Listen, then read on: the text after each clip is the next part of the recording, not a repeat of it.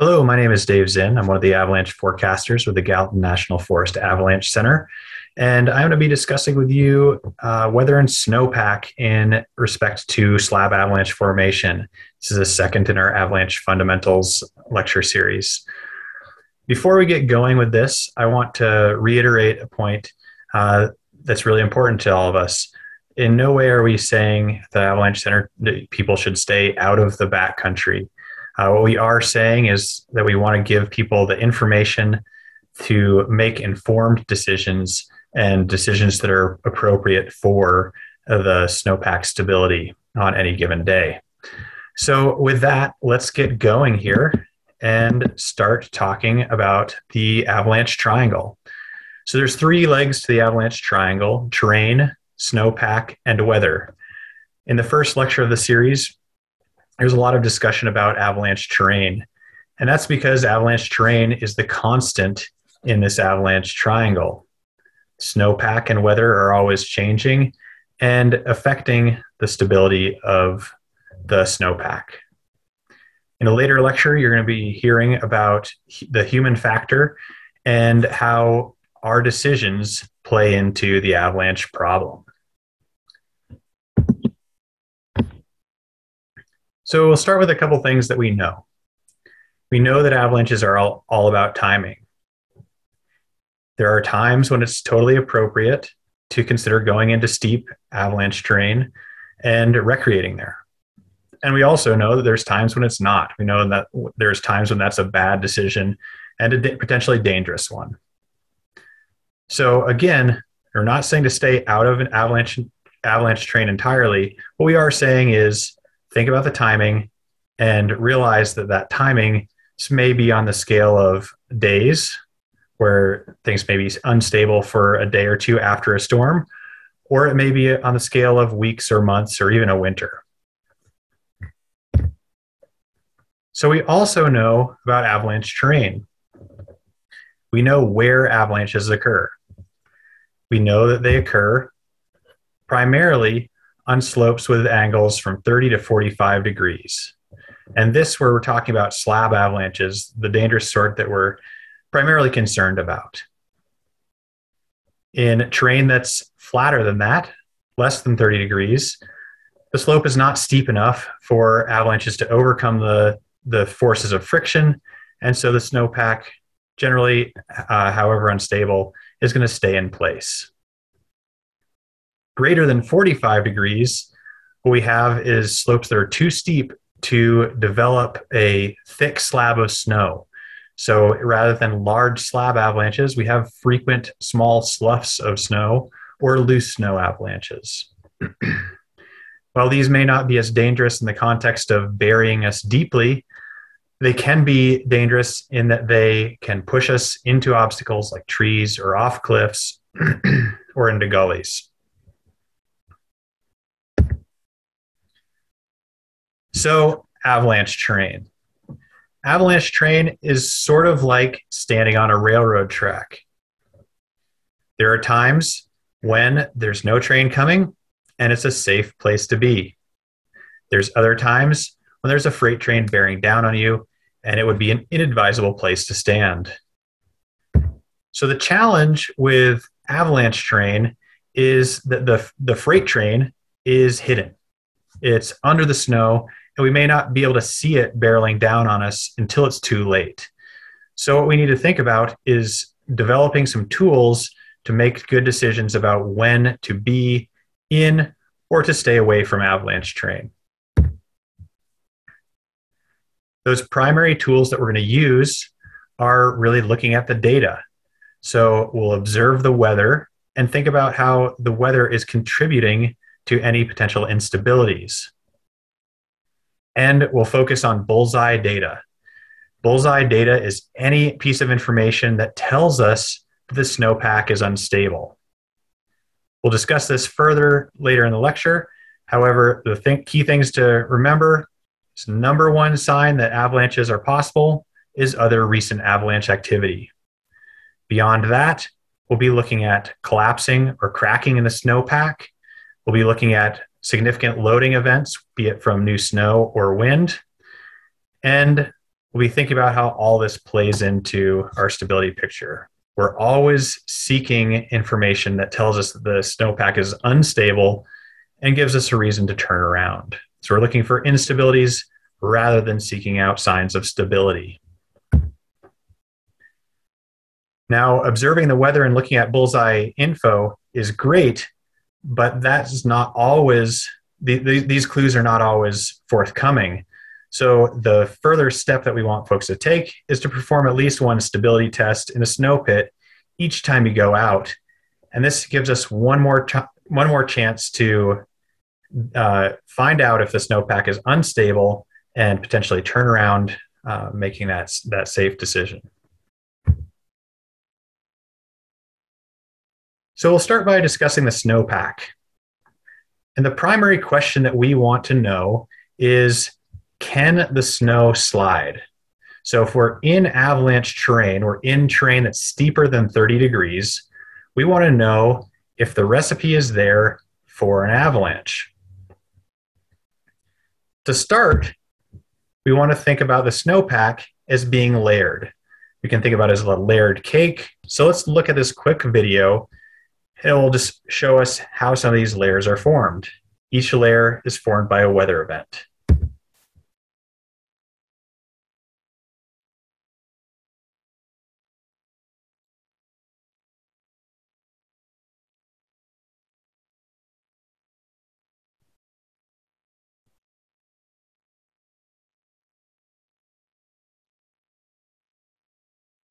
All right, so as you saw, we'll have periods of snowfall, we'll have periods of high pressure, we'll have periods of wind, we'll have cool nights with clear skies, we'll have warm days, and each of those weather events creates a layer in the cake. And those layers start to provide the clues that we need to understand whether the ingredients are there for that recipe of an avalanche. So the first ingredient that we need to have an avalanche is that steep slope. Remember, if we're not on slopes that are generally above 30 degrees, we're not going to have an avalanche. The second ingredient that we need is a slab. A slab is any cohesive layer of snow. We need that slab to be sitting on a weak layer.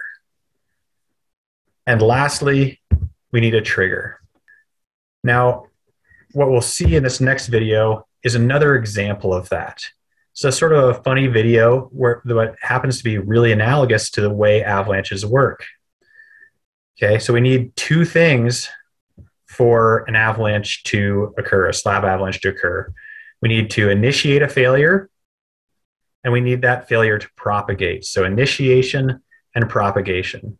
So our friend knocking down the grain silo here is initiating failures, and eventually there's a critical mass of those failures, and the failure propagates. Very similar to how an avalanche works.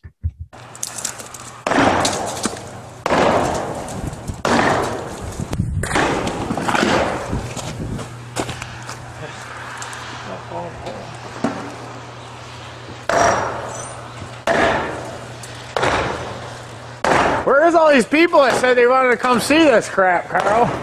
Boy, I don't know how many people said they want to come see this.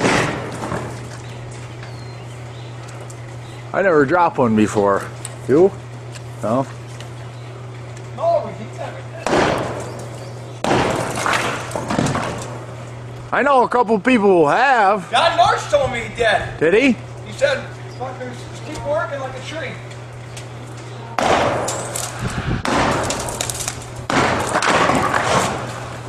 Oh, I heard something fall.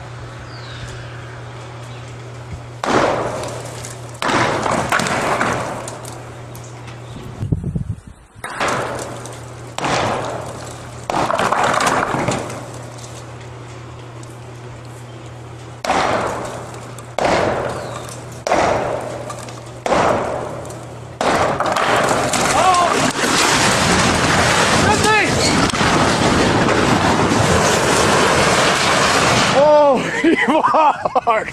You alright? Oh, yeah. Holy shit. Woo! All right.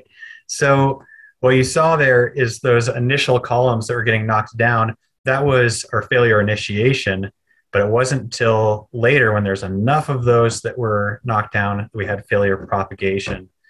So in there, we had something over nothing. So let's look at how that appears in the context of our layered snowpack. So we have is a slab of cohesive snow sitting on top of a layer of weak, sugary facets. We'll talk about these facets. This type of facet is generally called depth HOAR, and that's one of our primary concerns.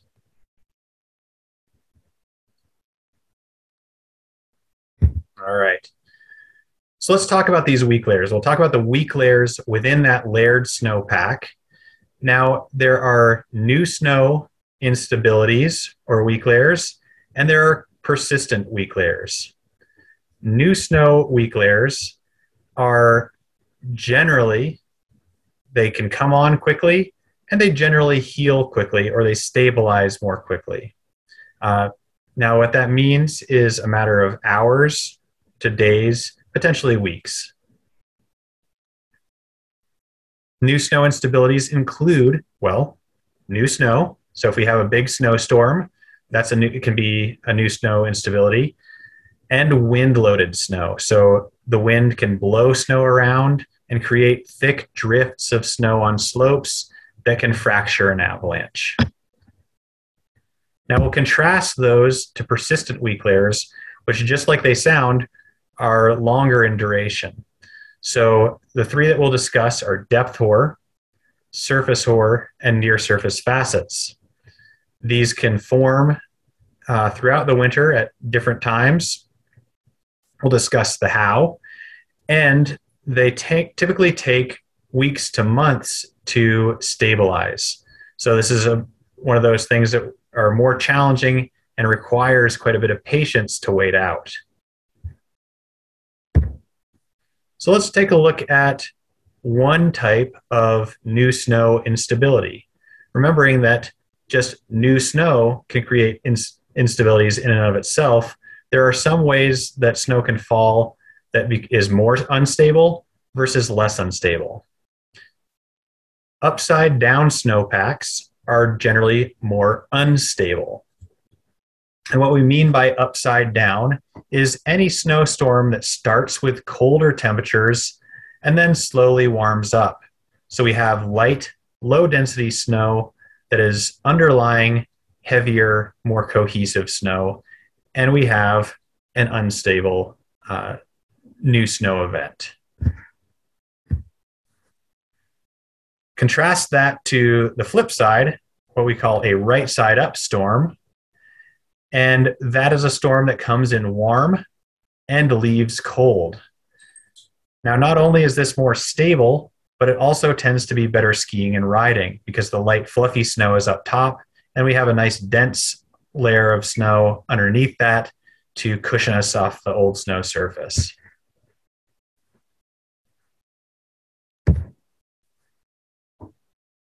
Weak layers that form between storms, contrasting that to the new snow instabilities, create a much more persistent avalanche hazard. The three weak layers that we're going to discuss are depth HOAR, near surface facets, and surface HOAR.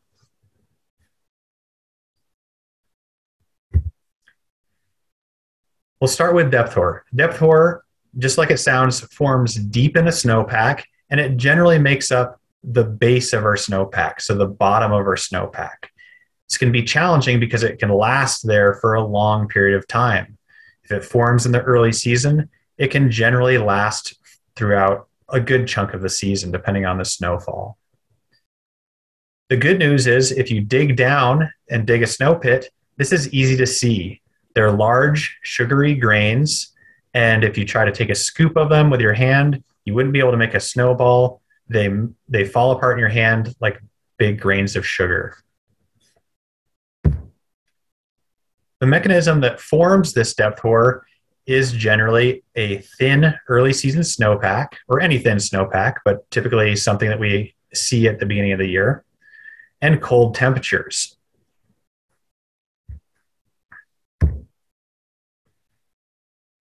And what that does is it creates a vapor pressure gradient. What is roughly equivalent to that is a temperature gradient.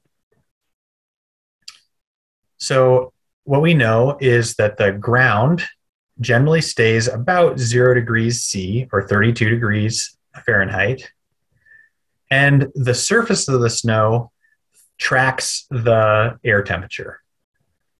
So if there's a large difference between the ground temperature and the air temperature, and that's spread across a short distance, then we have a significant temperature gradient. So in this example, we have an air temperature of negative 10 degrees C, about 14 degrees Fahrenheit. We have a meter deep snowpack, and we have 0 degrees C at the bottom. So we have a 10 degrees C per meter temperature gradient, about 1.8 degrees Fahrenheit per foot. Now, we use this example because this is about the threshold where we hit that equilibrium where the temperature gradient is neither too strong nor too weak to create significant change in the snowpack. However, if we have a shallower snowpack, let's say the snowpack is 50 centimeters, 1.5 to 2 feet deep, we have the same temperature, air temperatures, then we have a 20 degrees C per meter temperature gradient, and we have a faceting regime. So the snowpack is going to be weakening, and vapor is going to be moving rapidly from the ground toward the air, creating those large sugary crystals. The way that we have a more stable base structure of the snowpack is by lessening that temperature gradient. The most reliable way to do that is to have a deeper snowpack.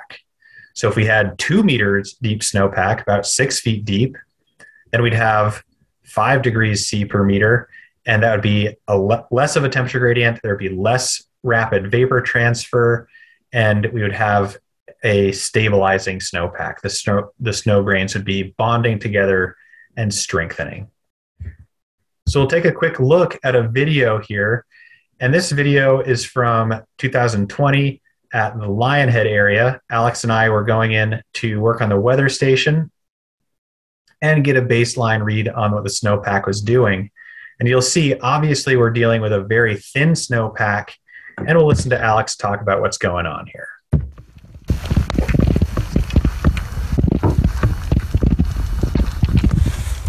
All right, we're on Lionhead Ridge outside of West Yellowstone.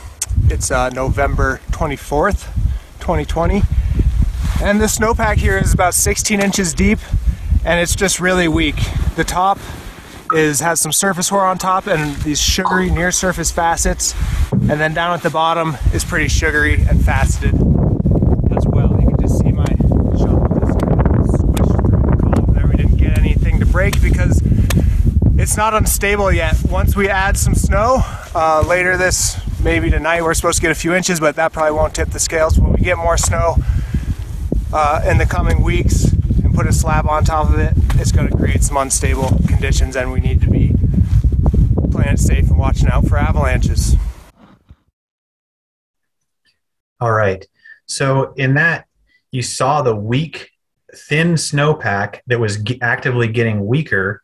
But if you think about that recipe that we need for an avalanche, we need the slab, the weak layer, a steep slope, and a trigger. What we had there is the weak layer component of the recipe, but we did not have the slab component yet. Shortly thereafter, snow began to fall, and we developed the slab, and we saw avalanches.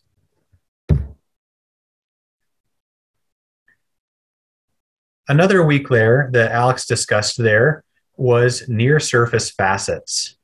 Near surface facets, like the name implies, form near the surface of the snowpack, and they tend to be small grains, and they have these sharp angles, just like depth HOAR does, but they're small and hard to see, unlike depth HOAR. The way they tend to form is in periods of high pressure that have cold, clear nights and warm, sunny days. So at the bottom of the snowpack, we already talked about, we have a fairly consistent temperature of 0 degrees C. The top of the snowpack follows the air temperature, but the snow is a pretty good insulator. So the lower part of this temperature gradient doesn't change a whole lot, but in cold, clear nights, we have a very cold snow surface temperature, and in warm, sunny days, we have a warmer snow surface temperature. With this, we have a rapid switching from cold temperature gradient to warm temperature gradient. We can have extreme temperature gradients over a very short distance and create that weak layer on the surface. So remember that this weak layer, when it forms, it's not unstable yet. It's just weak. It doesn't become unstable until it gets buried by new snow or wind-blown snow and loaded. So again, here's those image, small crystals, angular, and this is an important one to understand because about 60% of the avalanche fatalities in southwest Montana occur on a similar layer to this.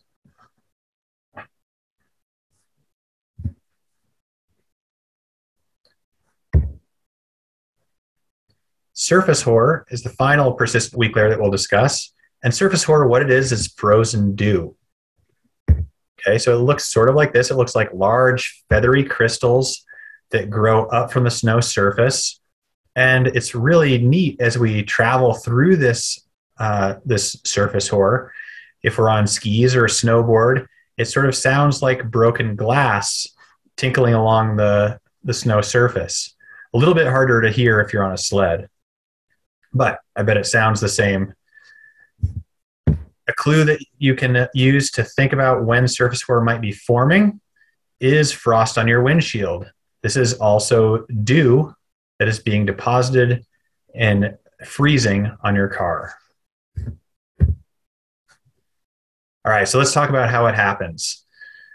So unlike the depth HOAR and the near surface faceting, which occur within the snowpack due to temperature gradients, this is a deposition of moisture on the snow surface. So how it happens is on cold, clear nights with relatively light wind, we lose a lot of heat from the snow surface. That super cools the air near the snow, and because it's colder, the relative humidity goes up near hitting 100%, and at that point, moisture is condensed out of the atmosphere and put onto the snow surface. And it, as we mentioned, forms in these large feathery crystals. All right, so it looks like that. So here's a quick video of what it looks like. It forms on those cold, clear nights. Snow's on top.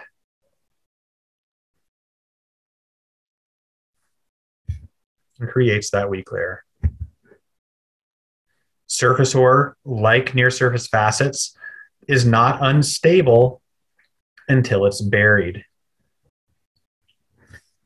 So let's talk about how weather can now contribute to some of these instabilities. We already talked about how snow and wind events can load a snowpack and create some instabilities within a storm.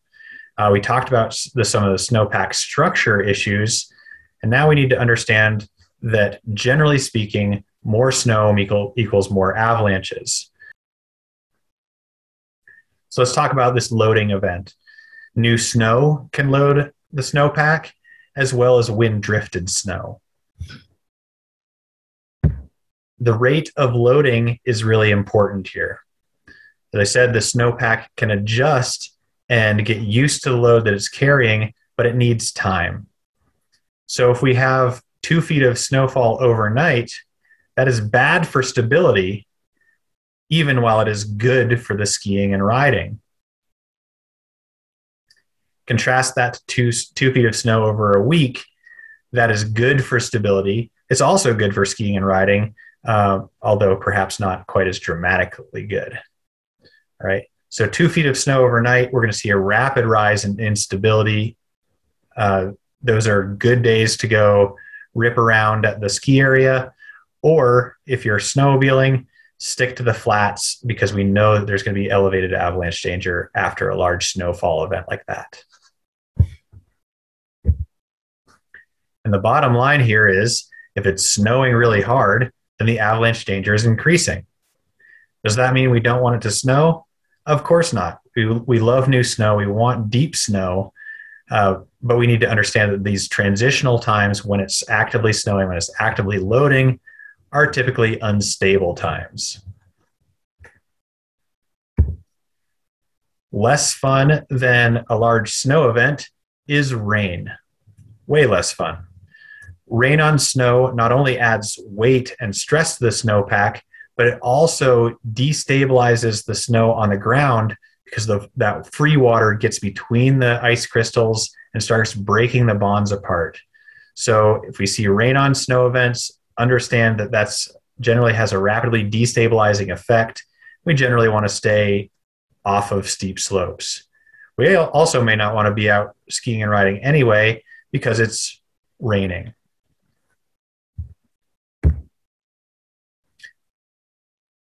The final way that we can load the snowpack is from wind. So wind can actually move and transport a great deal of snow, and it can load slopes much faster than snow falling from the sky just from a snowstorm. Now, it's important to remember here is that oftentimes wind and snow come together, so we're increasing the rate of loading exponentially at that point. And we know that in Montana, it may not always snow a lot, but it's always windy. So the wind will surely blow and that stress gets added, and the snowpack doesn't really care where that load comes from, whether it's new snow or wind drifted snow. The good news is, even if there's not active wind loading or wind drifting, we can tell where wind drifting has occurred. In this photo of a ridgeline, you can see a cornice.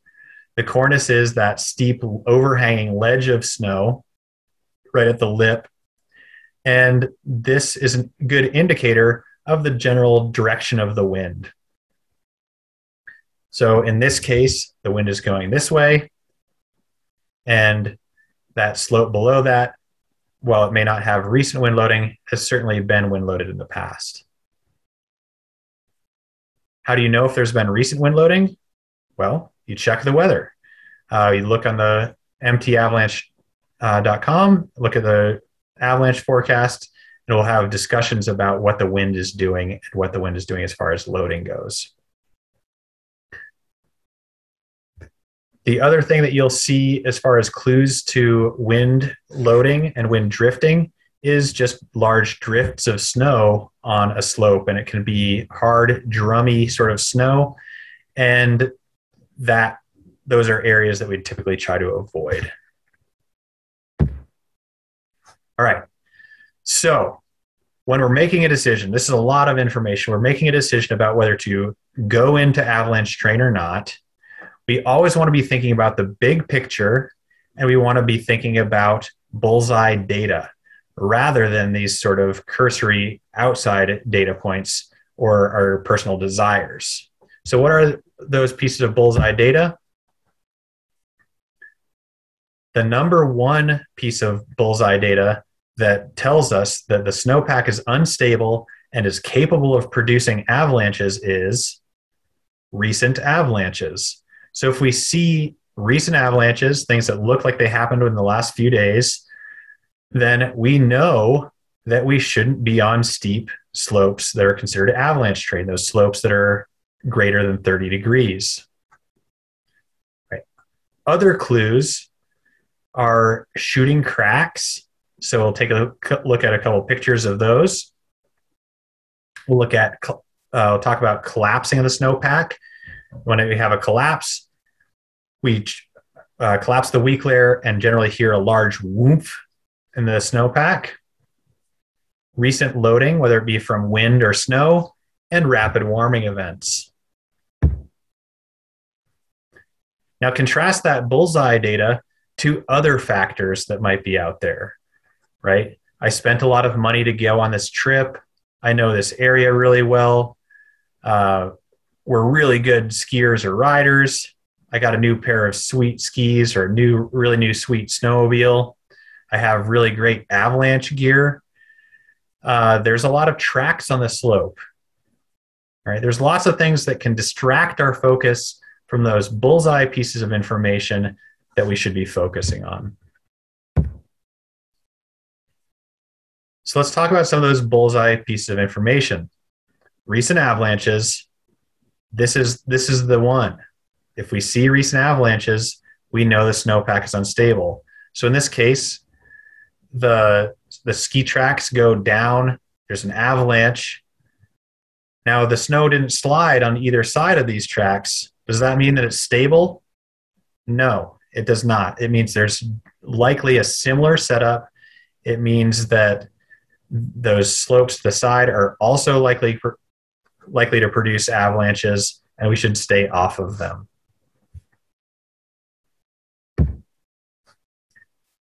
Womping or cracking. So womping is another way we might describe those collapses.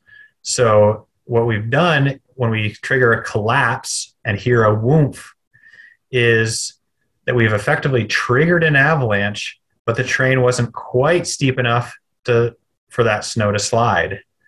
One of the things that I encourage you to do is go out into the flats in a meadow where you're not connected to any steep terrain on a higher avalanche danger day and try to hear those whoomps. It's a really interesting sound. And even when you are on flat ground, not connected to steep terrain, it can be sort of spooky because you realize that I just triggered an avalanche. It just wasn't steep enough to slide.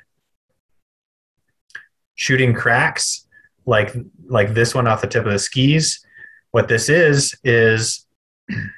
a section of a slab of snow that shifted just a little bit, forming those surface cracks, but it couldn't quite break through over the threshold of the frictional forces, and it stayed put. Those other red flags for increased instability, lots of snow. So again, we like lots of snow. We want big storms throughout the winter. We just need to realize where we should be recreating when that happens, right? If we're on snowmobiles, these are the days that we want to stay in the flats and we want to stay away from the run-out zones or the bottom of avalanche paths. So it's really important that as we're playing in the flats, we don't get too close to the edges of steep slopes that are going up from us, because we can actually trigger slides from the bottom that come down and hit us. If you're skiing or snowboarding, this may be a good day to go to the ski area. Red flag here is recent wind loading. So this is Lone Peak, and obviously a lot of snow transport going here, loading onto the gully's face and over toward the big couloir and the base of the tram. All right, so remember this wind loading, even though the skies are blue, the snowpack doesn't care whether that loading happens from new snow or wind-drifted snow.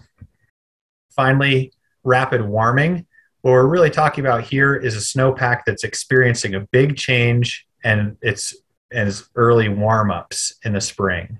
So over time, the snowpack can adjust to warming temperatures and develop good drainage channels where melting water can flow through.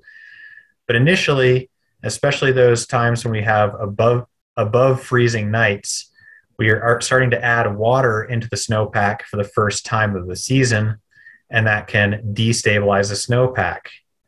Clues to look for are dripping water from tree branches and from cliff faces, these pinwheels that look like sort of cinnamon buns that have rolled down the mountain, and obviously recent wet avalanche activity. Right.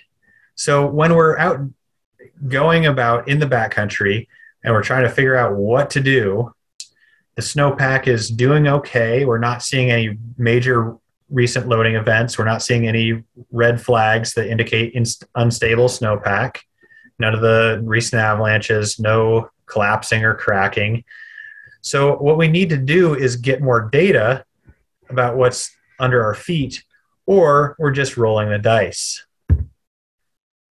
So remember when we talked about the grain silo, we said we needed two things for an avalanche to occur. We needed failure initiation, and we needed failure propagation.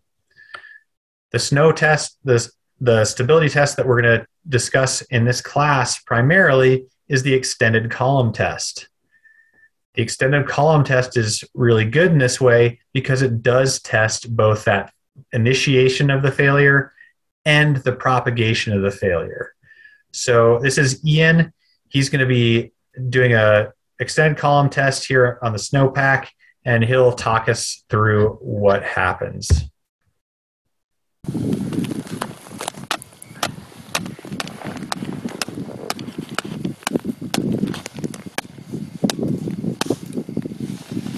ECTP 13. We got a couple feet of new snow sitting on weak, sugary junk at the ground. All right. So what we had there as he was tapping on his column, and you'll be practicing this in your field session, is he had failure initiation that propagated. So this is considered an unstable result. And if we had this result, we would be staying off of steep avalanche terrain. So when we think about stability tests, we need to be thinking about them, in fact, in the inverse of that. We need to be thinking about them as instability tests. So what we're looking for is reasons to stay off of steep slopes. So like Ian found a good reason to stay off of a steep slope, rather than seeking stability. So a snow test, a snow pit, this is one data point, and it's not where what we should totally hang our hat on. What we should hang our hat on is the big picture. What does the recent avalanche activity look like? What have recent loading events looked like? Because these snow pits, they only give us one data point in one spot. And one of the things that we're concerned about is spatial variability. Spatial variability simply means that even if we have a uniform slope, not all of the slope is going to be exactly the same. And we may be able to unfortunately find a trigger point where we can initiate a failure, even though others haven't done so. So we'll take a look at a little video here.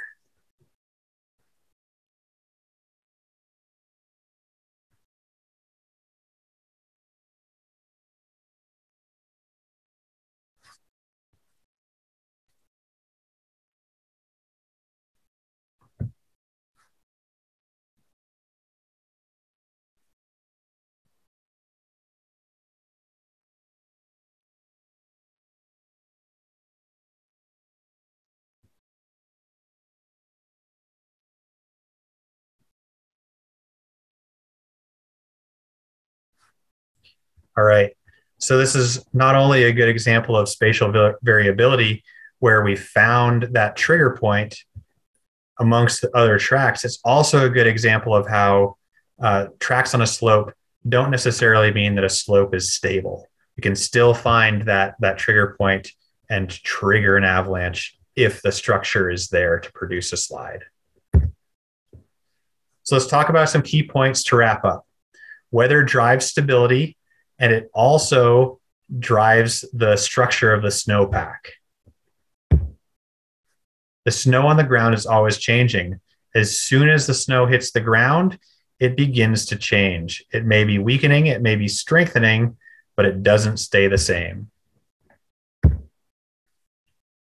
Something over nothing is an unstable recipe. At that point, we have the ingredients for an avalanche. We have the slab over weak layer structure. Rapid change from loading tends to drive instability up and increase the avalanche danger. So we know that rapid changes are generally bad for stability. So that's what I have for the lecture portion of this discussion. There will be lots more information provided in the field session. We'll be practicing with those instability tests, the extended column tests, and we'll be taking a look at that snowpack structure and how it plays into our decision making along with the weather. So I hope everybody has a great and safe winter. We'll be looking forward to taking your questions at that field session and the question and answer sessions there. And we'll be talking to you all soon.